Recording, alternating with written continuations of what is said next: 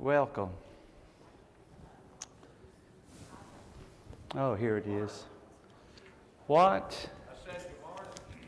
Well, John, good morning. Well, I saw you come in, but I didn't see where you ended up. All right. So, some good news. We have 2 anniversaries this week. Ricky and Jane Stevens, Fred and Judy Guthrie. Happy anniversaries. Of course, Jane planned it to be on Valentine's Day. Yeah, that's great. Then we have John Rao having a birthday. 39. 39. And holding. 39 and holding. Excellent. Do we have any other good news this week? I know it's all good, but there's something that we may not know from each other. I had a biopsy on Monday, and the test came back. Good. Yeah, there's no. Excellent. No test. Yeah. I had this week, I had a bone density test. So it's all good. I'm not cracking up yet. And my wife says I am, but I tell you what. That's the way it works, doesn't it? Well, we got a chore today of looking at Kings 12 through 16 chapters. And any pre-thoughts from your studying this week? Any pre-thoughts?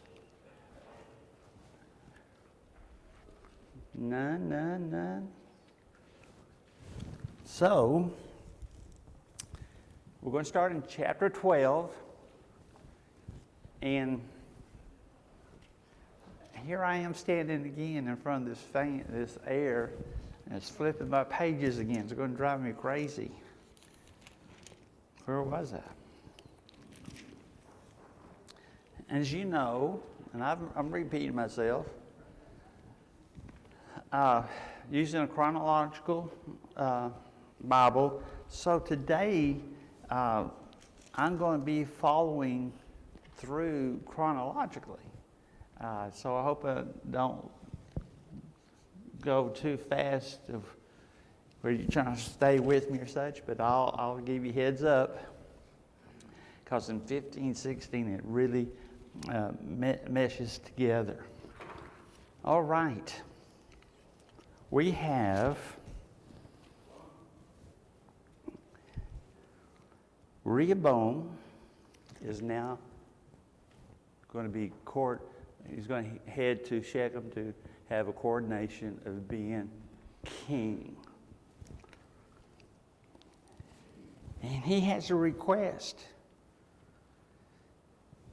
The people is asking for freedom.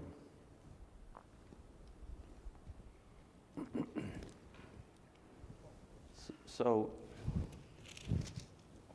we know that the people had heavy taxes, and the people were used for labor. So they're asking Rehoboam to lighten this harsh labor.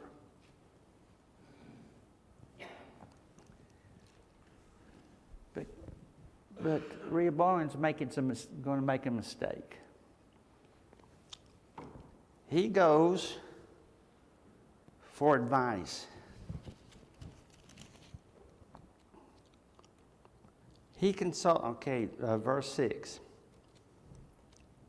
He consulted the elders who had served his father Solomon during his lifetime. How would you advise me?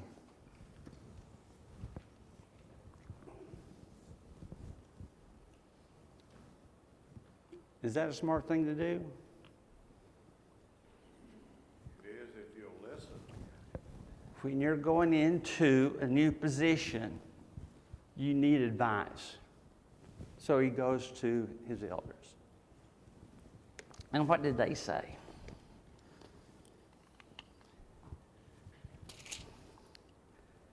If today you will be a servant to these people and serve them and give them a favorable answer, they will always be your servants. Well, next few words, it says Rehoboam rejected the advice of the elders and consulted the young men who he had grown up with. So what's happening here? A young man going in a new position, any position. I don't know if it's a first-year teacher going into the classroom, and we've seen in the past, not all, that, being young teachers, 22, 24, they know it. They just came out of college, and it's hard to tell them what to do. Not necessarily tell them what to do, but give them advice. A lot of advice and no experience. A lot of advice and no experience. A lot of advice and no experience. But he goes over here to people his own age, and they said, no, that's not what we want to do. We want to keep on putting the burden of yoke on them. Now, I've been using the word young. Rehoboam was about 41 at this time.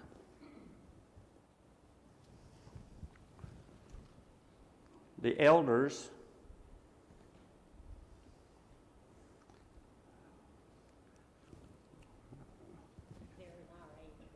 That's right.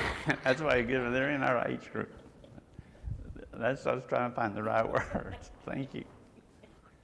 Versus the other people that he's been running around.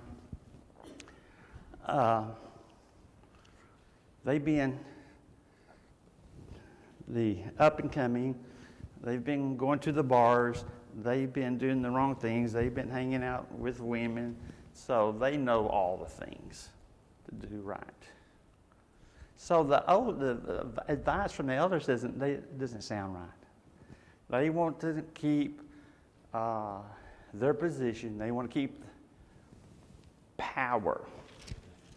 Now, probably at this time, Rehoboam should have sat down and watched a movie, 12 Angry Men.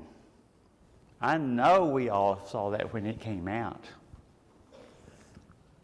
1957. It was about 12 men who was on a jury, and they went in to talk about whether this young lad is guilty or innocent. And right off, they said guilty, except for one person.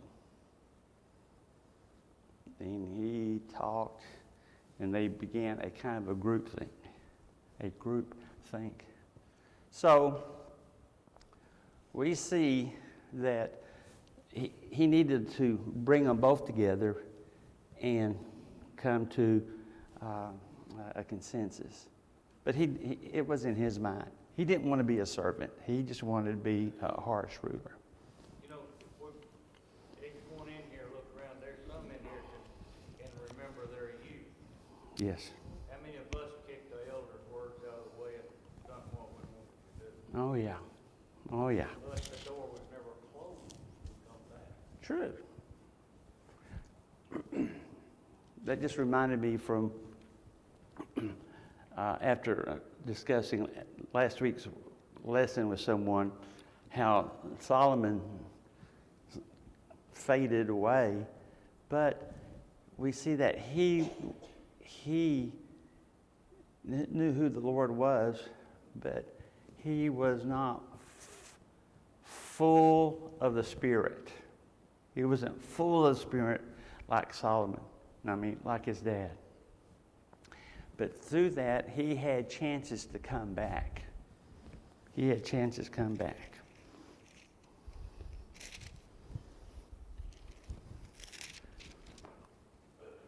So, he said no. 3 days later, Jeroboam and all the people returned to Rehoboam, and the king said, "Come back to me in 3 days, blah, blah, blah. My father made your yoke heavy. I will make it even heavier.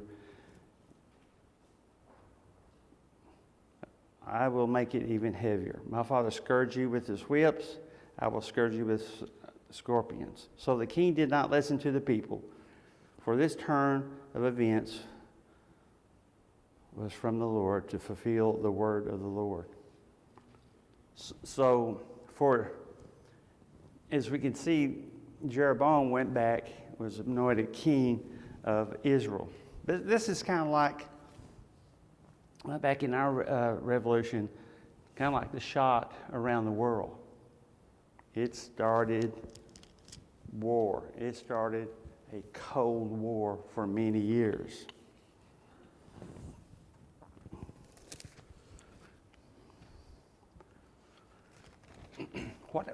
One other point can we make about Rehoboam?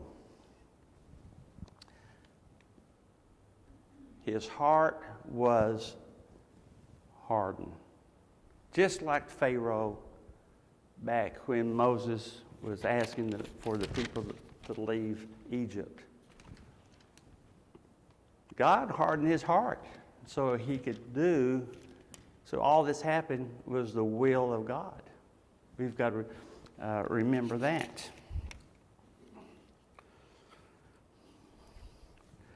Okay.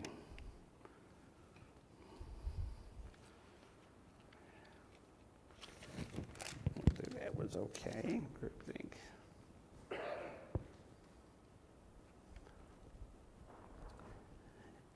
Effective leaders do not perceive dissent as a threat. They do not perceive dissent as a threat. In my history or background as being an educator of all levels through education, I faced dissent. But that makes you a better person. If you have it easy all the way through from day in and day out, you can get lackadaisical. Because I can remember this story. My first semester, I went to Hughes Springs, Texas. My first semester as a campus principal, it was smooth, it rocked. Just nothing happened except for the last 2 days of school. 2 kids came in drunk for the test. What do you do? You kind of caught off guard. All right, now I've got to discipline someone. So you got to think through. But the point, if you work with people, you're going to have dissent, you're going to have favor. You've got to work with them so it keeps you sharp. Yes.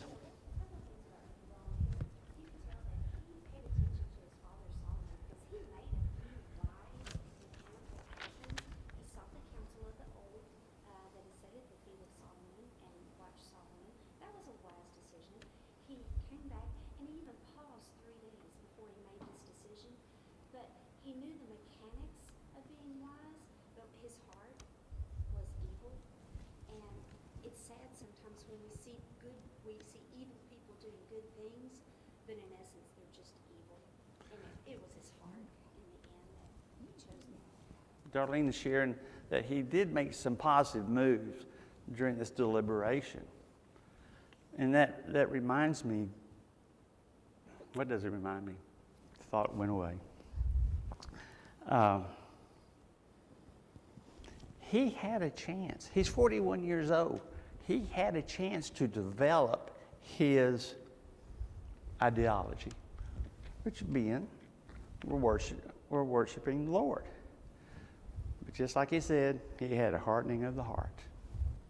So that just knocks out everything to boot. All right, moving on.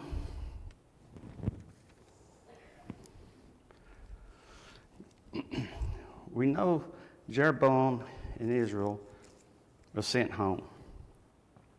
The Israelites went home. But as far as the Israelites who were living in the towns of Judah, Rehoboam still ruled over them.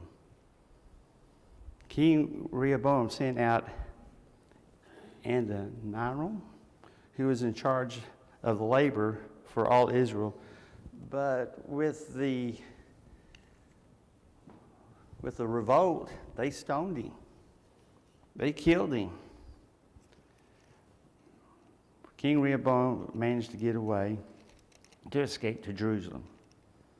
So Israel has been in rebellion against the house of David to this day.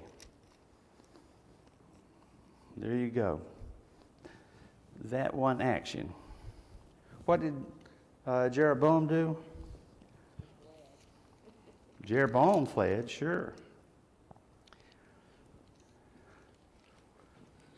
Going down to verses 21.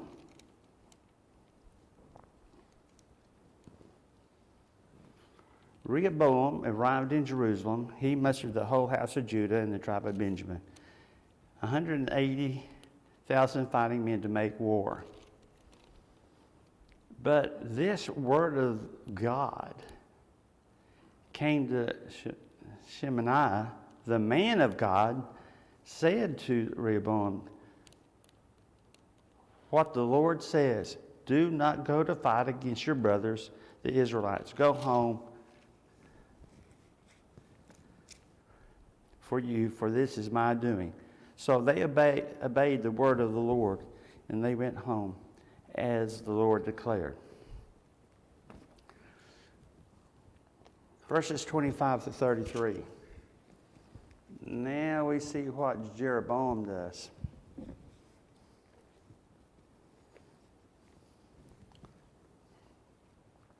He fortified Shechem in the hill country, and he lived there. Jeroboam thought to himself, the kingdom will now likely to revert to the house of the Lord, so he needs to do things to keep his folks close. So he set up,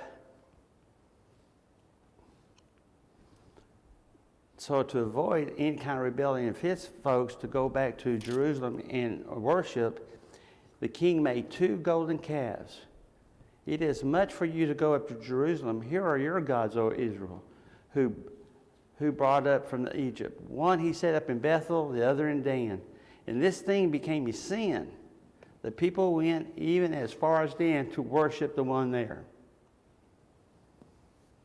He fortified his area. Then he started setting up new places of worship. What do we see there? Setting up 2 calves. What do we remember? The story of calves being built to worship the Lord. Fine. The golden calf, way back when. There's always something back in the back that should tell us what we shouldn't be doing. Pardon? He was making it convenient for everyone. He is making it convenient, true. And he's keeping all of his chickens right here close to him. And then he appointed priest. It says in 2 Chronicles, Levites fled to Judah. The priests and the Levites, I'm reading from Chronicles 11, 2 Chronicles 11. The priests and Levites from all the districts sided with him. The Levites even abandoned their pasture lands and property, came to Judah and Jerusalem, because Jeroboam and his sons had rejected them as priests of the Lord. So, Jeroboam says, now you're a priest, you're a priest, you're a priest. I know you've been working over there in the medical field. You're an insurance man. You're Chip, you're a wheeler dealer. Y'all are going to be our priest. Okay? So we're all set up. It's not right, is it, Gwenda? It's not right. Not in the sight of the Lord. I'm talking too much. The time is flying by.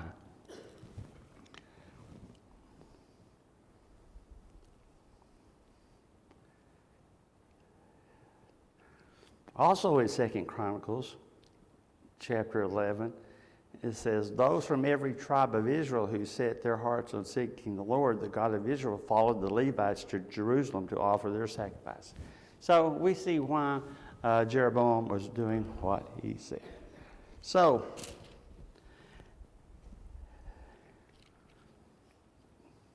going into chapter 13. By the word of the Lord, a man of God came from Judah to Bethel, as Jeroboam was standing by the altar to make an offering. He cried out against the altar by the word of the Lord. This man of God. He cried out by the word of the Lord. O altar, altar, this is what the Lord says. A son named Josiah will be born to the house of David. And on you he will sacrifice a priest of high places who now make offerings here, and human bones will be burned on you. That same day, the man of God gave a sign. This is the sign of the Lord has declared. The altar will be split apart, and the ashes on it will be poured out. I'm continuing in verse 4.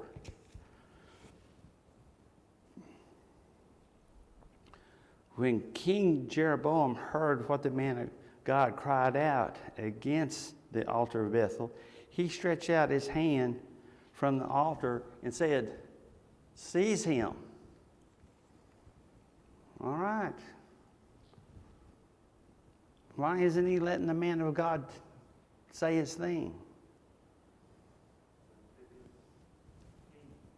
He doesn't fit his agenda? Is that what you're saying? Exactly. Now, the man of God was sharing the word of the Lord, but Jeroboam said, seize him. But the hand he stretched out toward the man shriveled up. Boy, that shocked him.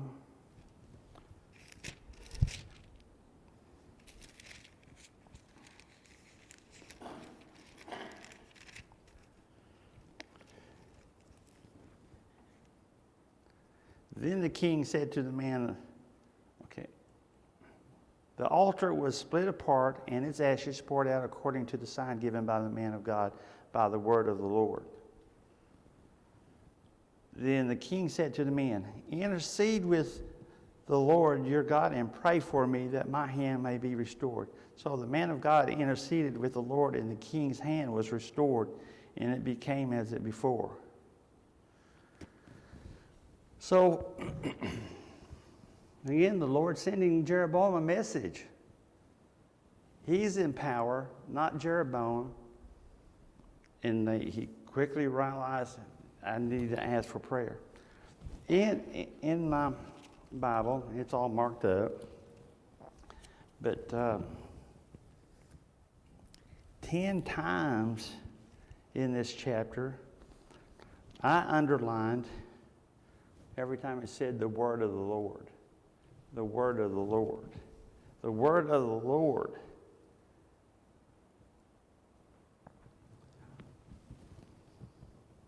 Here became another story of a prophet lying to that prophet. And he says, he's asking him, come home with me and have something to eat, and I will give you a gift. Even if you were to give me half your possessions, I would not go with you, nor would I eat bread or drink your water. For I was commanded by the word of the Lord, you must not eat bread or drink water or return by the way you came. So he took to the road and did not return. But he was fooled on the road by another prophet who lied, and it was doomsday for that man of God. I think the lesson here is that if we don't do things God's way, we decide our way better and do it, there will be repercussions. We don't do it God's way, there's repercussion. There's probably two words that we've said all the way through these chapters about following the Lord. Obedience and trust.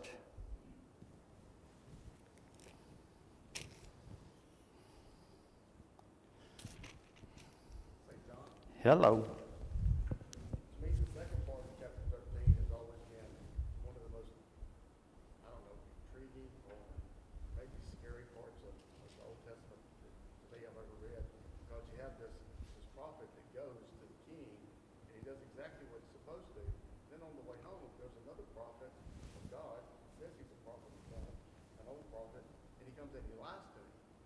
Well, how's he supposed to know that he's lying?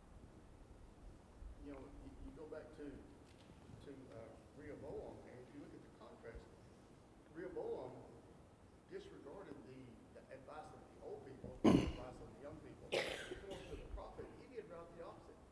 He didn't take the advice or the offer of the king, he's younger, but he takes the advice of the old person who is the prophet of God, and he dies.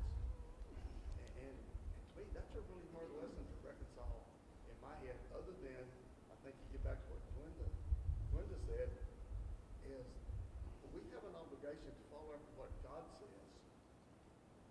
And we, through all the influences that we get from all the different sources, be them young, be them old, I think one of the things that we can get from this, just because you're old doesn't mean that you have it right. Now, I do realize that the vast majority of us in here fit in that older part. But that doesn't mean that we have it right. Sometimes we can still have it wrong. And we have to weed through everything, and we have to follow after God, no matter where you get the influence from. So, the Lord gives us this. Gives us instructions. This is our book. We saw Solomon being the wisest man in the world. And we take steps to gain that wisdom. But we're going to be faced, just like he said. How do we know that this is right or wrong? We have to make our decisions. We have to be ready for the decisions we make. Very good. Thank you.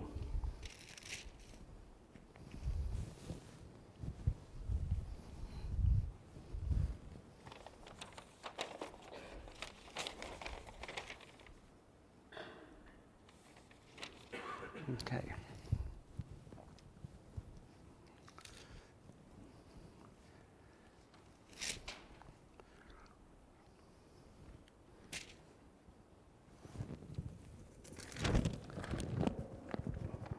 We might not be able to touch them all, but the word of the Lord was 10 times. It was in verses 1, 2, 5, 9, 17, 18, 20, 21, 26, and 32, if you're keeping some notes. Anybody want me to repeat those? Okay. We are in 1 Kings chapter 13.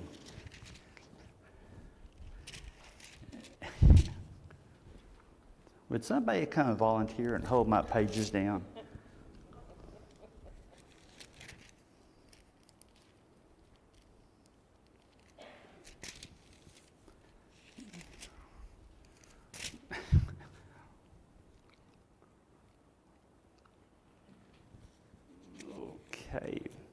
So we're down close to verse 33.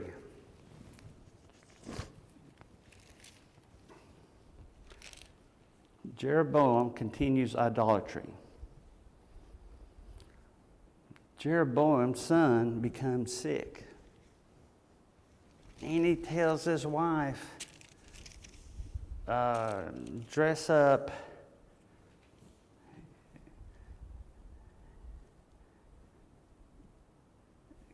to camouflage yourself.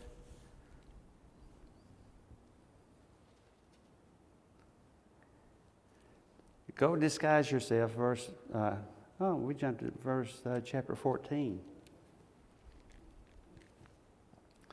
Jeroboam's son is sick.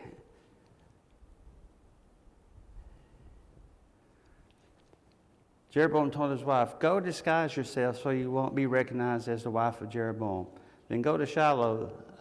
Ahijah, the prophet, is there.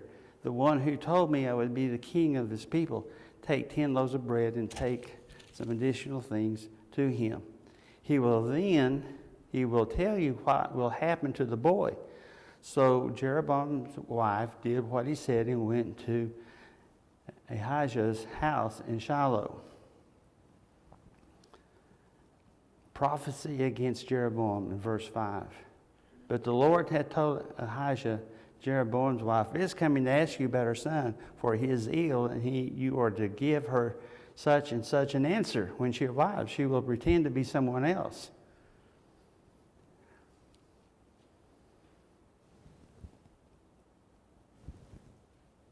He gave her the news, once you leave here, your son will die.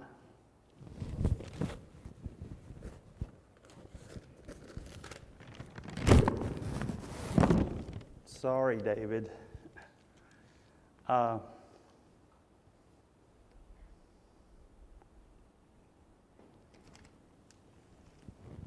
What's Jeroboam's thinking? That he's king and that he's going to, whatever he does is right. But he forgets that the king, whatever the thing that the king may think, it's all in the hands of God. They talk about all this stuff that he done, the sins that he done and all that. The one that led to his downfall is when he went against God and put priests in that wasn't from the house they spoke to them. Right. It's good. Exactly.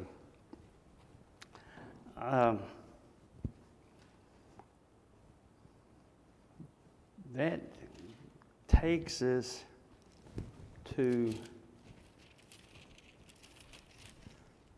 down to verse 8. Whoops. What we were talking about.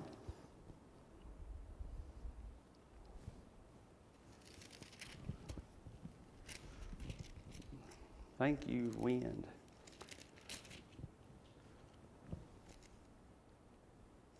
I'm sorry.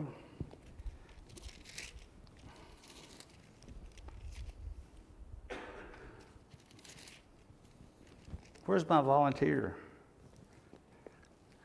Jeroboam comes.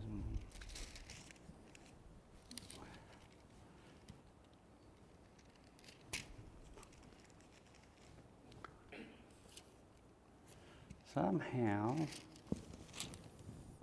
it was chapter 14.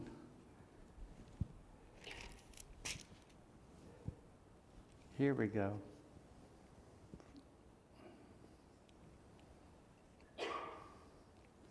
At the same time, in Kings, things are happening and recorded in 2 Chronicles. And it lists here chronologically that Rehoboam in 2 Chronicles fortifies Judah. He strengthened his defenses because he's still basically geopolitical state of war against Israel. In 1 Kings chapter 14, verse 22, After Rehoboam's position as king was established, he became strong. He and all Israel with him abandoned the law of the Lord. He did evil because he had set his heart on seeking. He did evil because he had not set his heart on seeking the Lord. Judah did evil in the eyes of the Lord. By the sins they committed, they stirred up jealous anger more than their fathers had done. There are even male shrine prostitutes in the land.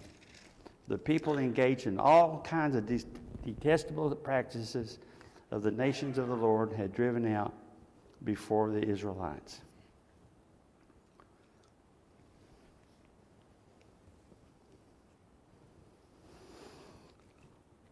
So, invasion of Egypt. You know, every time we see a king does something, basically sins, what does the Lord do? What does the Lord return? That's punishment. Punishment. So we have the invasion of Egypt.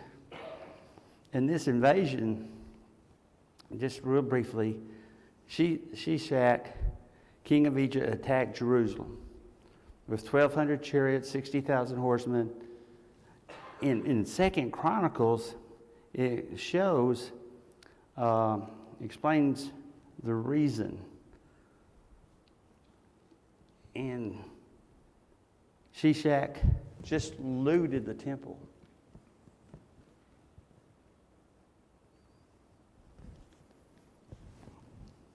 The bad guys looted the temple.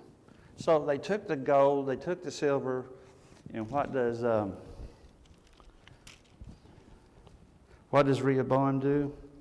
He replaces them with bronze shields to replace what was taken. And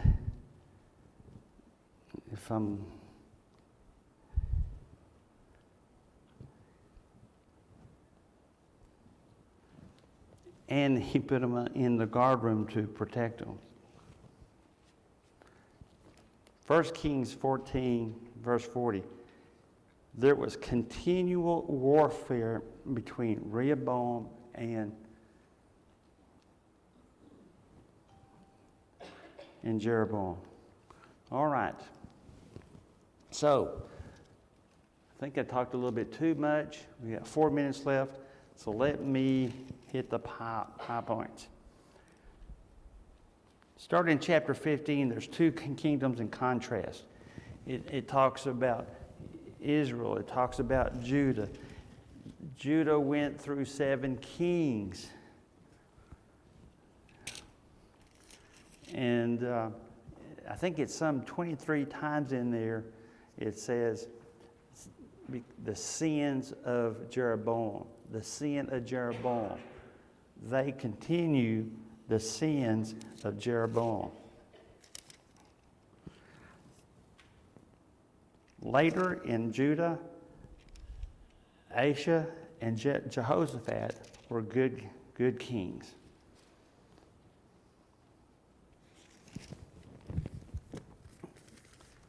So my last, there's probably 1 in a jillion lessons inside. But what are some talking points?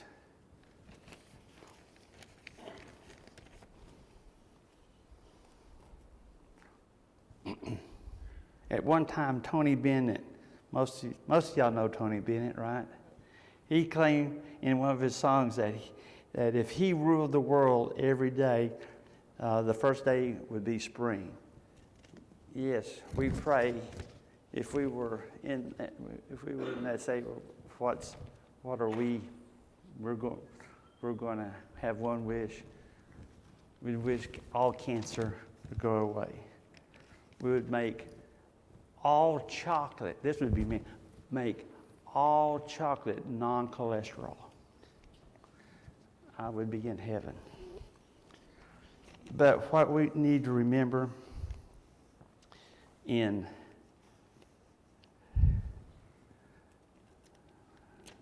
supposed to be right here in my notes. Revelation. I didn't write down the chapter. Christ alone is the ruler of king on earth. But the Lord alone who works that all things according to his counsel of his will, as found in Ephesians.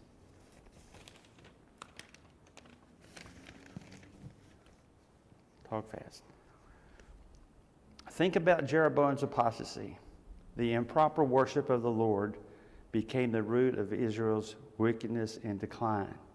There it is. 23 times it states the sin of Jeroboam. The scripture is clear that God is sensitive to unauthorized changes in the house that we worship him. We've talked about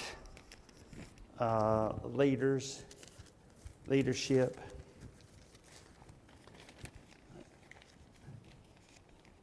Wise leaders must be selfless.